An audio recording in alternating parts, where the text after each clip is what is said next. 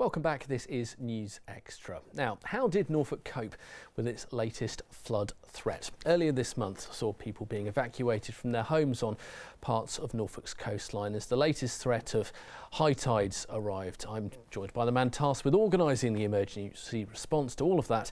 That's Superintendent Dave Buckley from Norfolk Police. We'll speak to Dave in just a moment, but first, let's just remind ourselves of the events of that weekend. The threat may have subsided for now, but what remains is a warning for the future of sea-battered Hemsby. Friday's tidal surge washed away about 5 metres of sand dunes on top of the 10 metres that disappeared in 2013's storm. It destroyed the lifeguard viewing platform and knocked down this wall of rock defences. We never got away lightly at all. To me, I think we've been hit worse than 2013. Obviously, there was no properties lost this year, but obviously it's come back into the gap area here quite a bit. If it carries on the way it is, there won't be a future for Hemsby. We just feel like the public just won't come down here. There'll be no beach left to come down to. So obviously it'll have an impact on all the local businesses, and yeah, that's it really. It all follows scenes like this one at Cromer Pier, where the waves are thought to have caused hundreds of thousands of pounds of damage, the force of the tide ripping up decking and throwing debris onto the beach. Further around the coast, similar sites, Clyde Nature Reserve flooded and the coastal road more like a swimming pool shut off as the water receded.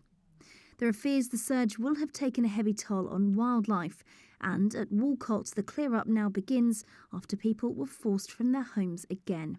In Hemsby, the recovery work started first thing on Saturday after the path from the lifeboat station to the water was blocked. We had to go off station that night as soon as this hit here, you know, so you've then not got a lifeboat here on service. That was the reason why we had to get straight onto it, and 10 o'clock the following morning we had machinery in. The public, they couldn't get down to the beach either, so obviously there was a risk there of them being seriously injured. So the last few hours, last couple of days we've been down here getting this ready for them.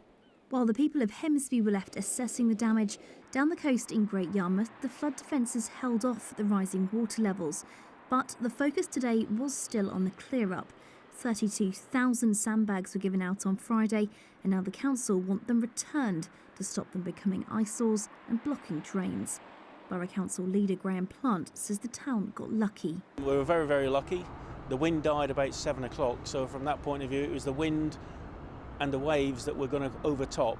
As the wind died at 7 o'clock, the river, I was here, it looked like a mill pond, but it was really very, very high, so we were lucky to get away with it. My worry, of course, is if in the future we do get an overtopping and people are complacent because we've had 2 false alarms now, that worries me, because people should take it really very seriously. If this goes over and floods people's homes, then we'll be in a rescue situation, which is what we don't want to be in. Hours after a toxic mix of high tides and gale force winds, calm returned to Norfolk's picturesque coast. And while counting the cost will take some time, emergency services insist that this time our coastal communities got off lightly. Lauren Hewitt, Mustard TV, Hemsby. That was Lauren Hewitt's report from last week. Now, Dave Buckley, overall, you're responsible for the emergency response. Looking back now, how pleased were you about how everyone came together in the county? I think really pleased. I think we've unfortunately had to learn from before, maybe 2007 or 2013, which has given us a chance to really rehearse the plans and recognise what we didn't do as well before and where we could have done things better. And I think this time around we were able to really test the plan, and it was pretty effective. But as always the case, when you're trying to mobilise a lot of people, you've got lots of potential risks. You never know how severe it's going to be. It's always a little bit about let's wait and see. And actually I was really pleased this time round. Because what were the main points of improvement that you were wanting to see implemented this time round, based on maybe things that hadn't gone so well in the past?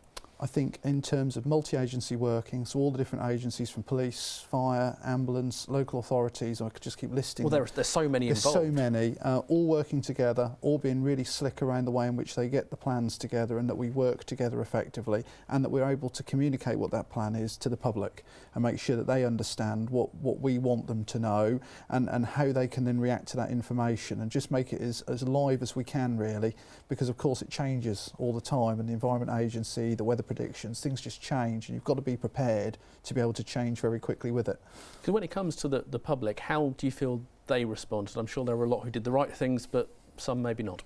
I think you've always got to guard against complacency, because when something doesn't happen, when you then put the alarm up again, people think, well, it probably won't happen this time. So, and it's a real threat at the end of the day. We're always lucky when the water doesn't go over. If it does go over, we've got a significant challenge. So I think for us, it's just about making sure that we get the message out to the public. They understand what the risks are. We give them information how to react to it, and then we make sure we've got a response in place that can deal with whatever happens. And if that's people who choose to remain in their homes, we've still got to be prepared to be able to go in and get them out if something happens. Because is it frustrating maybe when the message always goes out, don't go and spectate, don't put yourself at risk, and there's still people putting themselves in areas where they could be in danger near the floodwaters or near these high tides? It is pretty frustrating. I think we accept that it's going to happen, but I think those messages are really clear and we get them out really early. And what we try and do is give people information when they do it. And even this time we ended up with somebody who went into the water who was effectively too close. And the chances of being able to do a successful rescue in a fast-moving river are pretty limited. So, that it remains really, really valid. Might be seafronts, might be rivers, whatever it is, you're better staying away. We will keep putting that message out and we will keep trying to make it better and safer. But I recognise you'll always get a few people that will put themselves in harm's way. Because obviously that puts other people potentially in harm's way. You have to go after them. Absolutely, and that's the problem. And that happened this time round. Effectively we had to have police officers and military get somebody out. And actually that just puts their lives at risk. And yes, we are there to take risks to save the lives of the public. But actually, if we can avoid it completely from the start, that's what we want to achieve. And that's why we were just absolutely clear this time. Please don't do it. Please limit it. And I think probably less people did it.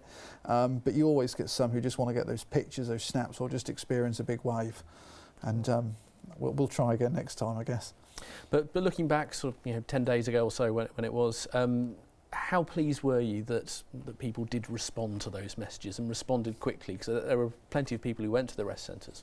Really, really pleased. I mean, the media gave us some really early messaging out there to get the message across to the public. I think the public were really, really interested and in what the officers and what the military told, and to soldiers as well that were helping the police deliver the messages to the households. They were really interested in what they needed to do. I think they took on board the stuff. It was good to hear back from the officers on the ground that people were taking note of what was being said. Yes, some people chose to stay, accepting the risk to a degree that comes with that. Some people chose to go to relatives and some people chose to use the rest centres. I think the important thing for me is that we provide people with the information and we provide them with options so that they know what they need to do, they know where they can go, and if they have nowhere to go, we provide somewhere for them to go where they can be safe and where they can be sheltered and get what they need.